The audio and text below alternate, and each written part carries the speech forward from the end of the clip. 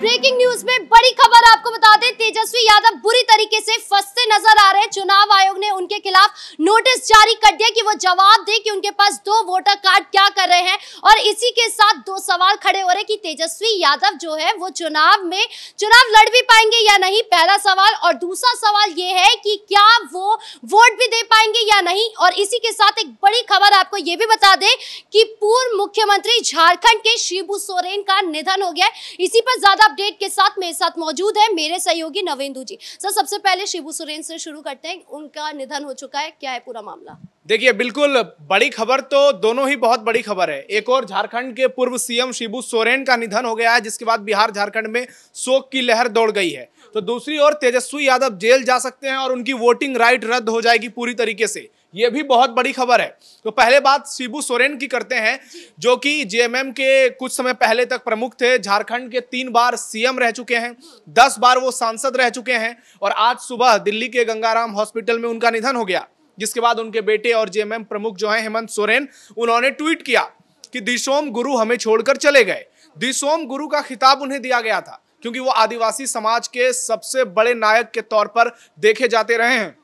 धनकटनी आंदोलन से उन्होंने अपने सफर की शुरुआत की और एक ऐसा मुकाम हासिल किया सियासत में जहां तक बहुत कम लोग पहुंच पाए।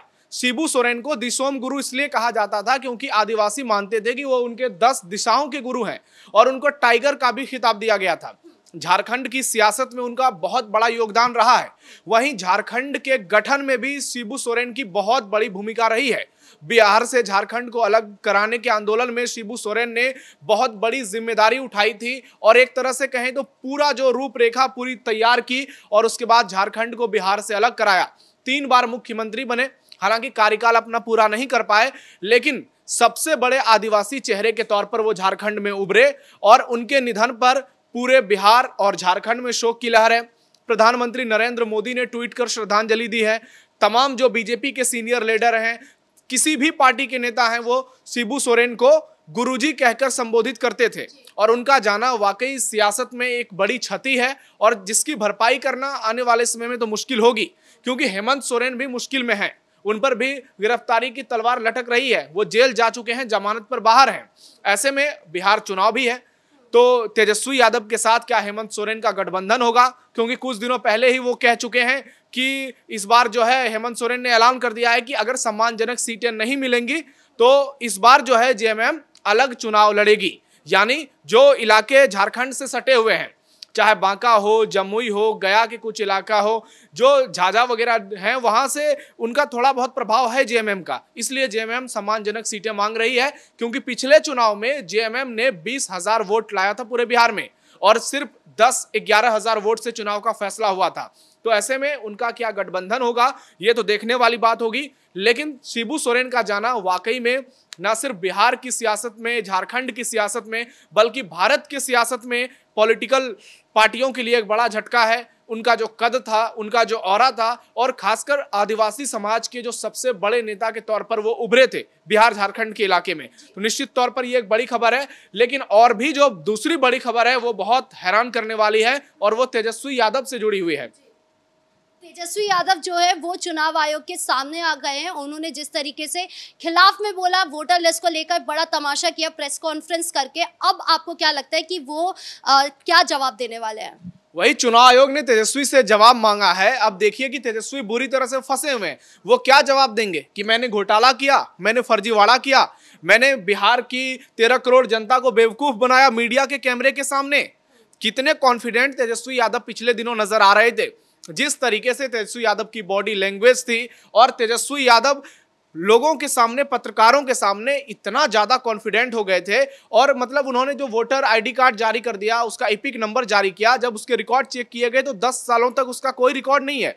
चुनाव आयोग ने फौरन एक्शन लिया और बताया कि तेजस्वी ने जो वोटर आईडी कार्ड जारी किए हैं, अपने एपिक नंबर जारी किए, वो पूरी तरीके से फर्जी है, क्योंकि उनका जो असली एपिक नंबर है, जो वोटर आईडी कार्ड है, वो चुनाव आयोग ने जारी कर दिया और बताया गया कि 2015 और 2020 के विधानसभा चुनाव में तेजस्वी ने इसी से वोट किया था। सीरियल नंबर भी जारी किया गया, बूथ नंबर भी जारी किया गया और अब तेजस्वी से जवाब मांगा गया है। लेकिन तेजस्वी यादव तो साफ तौर पर कह रहे हैं कि मेरा जो एपिक नंबर है ये कब बदल दिया गया मुझे तो पता ही नहीं चला, और जब मुझे ही नहीं पता चल रहा तो ऐसे इतने सारे जो जनता के लोग हैं उनके साथ भी हुआ होगा यही तरीके का फर्जीवाड़ा।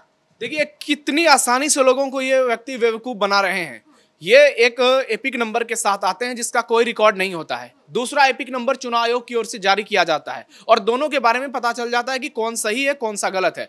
तेजस्वी यादव किस तरह से आंखों में धूल झोंक रहे हैं, इनको पता नहीं था तो इन्होंने वोट कैसे डाला था। वही एपिक नंबर होगा, अभी साल भर पहले की बात है, लोकसभा चुनाव में उन्होंने वोटिंग की होगी और उसी एपिक नंबर से वो चुनाव लड़े हैं, 2 बार विधायक बने हैं और डिप्टी सीएम तक पहुंचे हैं। तेजस्वी यादव का काम है झूठ बोलना।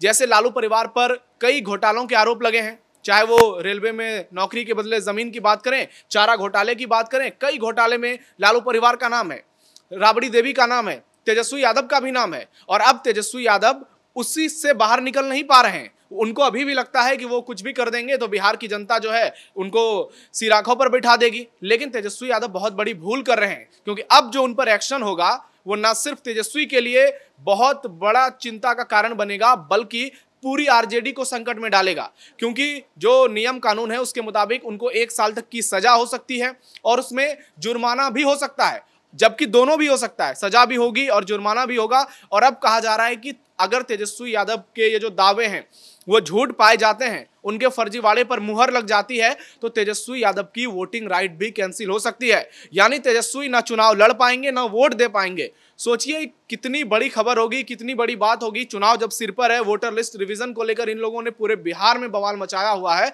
और इस बीच ये लोग इतना बड़ा घोटाला करते हैं, शायद इसकी कल्पना बिहार की जनता ने नहीं की होगी, क्योंकि यही तेजस्वी हैं जो बार बार नीतीश कुमार पर सवाल उठाते हैं, जो नीतीश पर घोटाले का आरोप लगाते हैं, कहते हैं जब वो सत्ता से बाहर जाएंगे तब उनके तमाम घोटालों का पता चलेगा। अभी तक तो नहीं पता चला है। नीतीश कुमार इतने लंबे समय से सियासत में है, 20 सालों में कई बार वो बिहार के सीएम बन चुके हैं, 8 बार शपथ ले चुके हैं।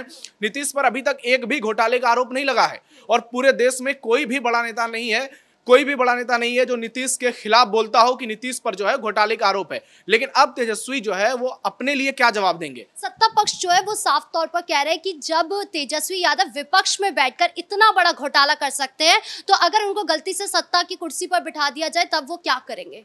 तेजस्वी यादव जब 5-10 साल के बीच में थे तभी तो उन्होंने रेलवे में घोटाला कर दिया इतना बड़ा। तेजस्वी के नाम पर भी फर्जीवाड़े हुए हैं, तो सत्ता में आएंगे ये तो बीजेपी के आरोप हैं। वहीं बीजेपी ने भी तैयारी पूरी कर ली है कि पार्टी जो है अब संसद में इस मुद्दे को उठाएगी, क्योंकि एक बहुत बड़ा और गंभीर मुद्दा है। तेजस्वी यादव चुनाव आयोग पर लगातार धांधली का आरोप लगा रहे हैं। उनके साथ ही राहुल गांधी हैं, वो बार बार आरोप लगा रहे हैं कि बिहार में वोटों की चोरी होने वाली है, महाराष्ट्र हरियाणा में वोटों की चोरी हो गई है और बिहार में जो है चुनाव आयोग बीजेपी के कहने पर उन लोगों के नाम रख रहा है जो कि बीजेपी को जिताएगा। इतने वोट इनको मिले थे, पिछली बार ये सबसे बड़ी पार्टी के तौर पर उभरे थे। इनको ये सब चीजें समझ में नहीं आती। इनको लगता है कि जब हमारे पास विजन नहीं है, हमारे पास रोड मैप नहीं है विकास का, तो हम लोगों को कैसे बेवकूफ बनाएं, हम लोगों को कैसे गुमराह करें। जब हम राहुल गांधी की बात करें तो राहुल गांधी अचानक से गायब हो गए। जब प्रेस कॉन्फ्रेंस हुई तब भी हमने देखा कि राहुल गांधी नजर नहीं आए। ये पूरा मामला हो गया लेकिन राहुल गांधी का कहीं से भी बयान नहीं आ रहा। लेकिन इससे पहले जब ये घोटाले के बारे में सामने नहीं आया था तब राहुल गांधी बार बार हाथ पकड़ के साथ नजर आ रहे थे तेजस्वी यादव के, लेकिन आज जो है वो कहीं पर भी नजर नहीं आ रहे। उनका क्या मामला है? सोशल मीडिया पर तो राहुल गांधी ट्रोल हो गए हैं कि संसद में बेंच के नीचे छिपे हुए हैं। अब पता ये चलेगा जब उनकी ओर से कोई रिएक्शन आता है, लेकिन रिएक्शन आएगा क्या, वो बोलेंगे क्या? एक और वो लगातार सरकार पर सवाल उठा रहे हैं, चुनाव आयोग पर सवाल उठा रहे हैं और सिर्फ राहुल ही नहीं, पूरा ये जो इंडी गठबंधन का गैंग है, बंगाल से लेकर तमिलनाडु तक हर कोई परेशान है। राहुल गांधी इस मामले में पूरी तरह से फंसे हुए हैं। जब तेजस्वी यादव जवाब नहीं दे पा रहे हैं तो राहुल गांधी क्या ही जवाब देंगे इसमें? तेजस्वी यादव को तो अब प्रूफ करना पड़ेगा कि उन्होंने इतना जो तामझाम किया, इतना बड़ा बवाल काटा, मीडिया के सामने आए और पूरे बिहार के लोगों को बताया कि देखो भाई 10 साल से मेरे वोटर आईडी कार्ड का कोई रिकॉर्ड ही नहीं है, मेरा नाम काट दिया गया है। तो अब तेजस्वी यादव जवाब देने की स्थिति में नहीं है, उनके पास कोई जवाब ही नहीं है और आने वाला समय जो है तेजस्वी सहित पूरे आरजेडी के लिए और लालू परिवार के लिए संकट का समय आने वाला है, क्योंकि तेजस्वी जेल भी जा सकते हैं। तेजस्वी की वोटिंग राइट रद्द हो जाएगी तो वो ना चुनाव लड़ पाएंगे और ना ही वोट दे पाएंगे। ये बहुत बड़ी खबर है बिहार की सियासत में। अच्छा, लालू यादव जो है उनका एक बयान याद आ रहा है मुझे। उन्होंने कहा था कि किसी भी माई की लाल में ताकत नहीं है कि तेजस्वी को मुख्यमंत्री बनने से रोक दिया जाए। अब वोट डालने में ही लाले पड़ रहे हैं। कितना बड़ा सिचुएशन आपको लग रहा है कि अब आगे जाके क्या होने वाला है? देखिए, इसीलिए लालू यादव की पहचान जंगल राज के नेता के तौर पर हुई थी। लालू यादव ना कभी किसी से डरते हैं वो बिहार को अपनी जागीर समझते हैं, वो बिहार की सियासत को अपने पैरों की धूल समझते हैं। उनको लगता है कि सियासत के एकमात्र किंग वही हैं और वही छवि तेजस्वी यादव में भी आ गई है। या फिर आप उनके दूसरे बेटे तेज प्रताप को देख लीजिए, हर दिन वो किस तरह से हुंकार भरते हैं, कहते हैं डिप्टी सीएम के बारे में कि उनको बुखार लगा देंगे, उनके गाड़ी में धक्के मार देते हैं। किसी विधायक के बारे में कहते हैं मैं अगर उसके सामने जाऊंगा तो वो खून के आंसू रोने लगेगा, मैदान छोड़कर भाग जाएगा।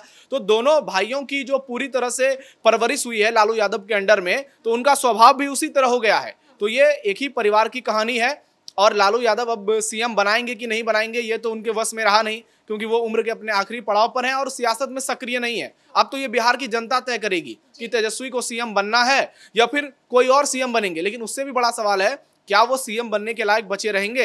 अब तो चुनाव आयोग ये तय करेगा जो भी मामला है। इस मुद्दे पर ज्यादा अपडेट के लिए आपका बहुत बहुत धन्यवाद। यानी कुल मिलाकर कहें तो तेजस्वी यादव बुरी तरीके से फंसते नजर आ रहे हैं। चुनाव आयोग ने नोटिस जारी कर दिया। अब जवाब तेजस्वी यादव कब तक देते हैं, क्या जवाब देते हैं, ये देखने वाली बात होगी। ब्रेकिंग न्यूज में इतना ही। कैमरा पर्सन कुणाल के साथ मैं राधिका राज।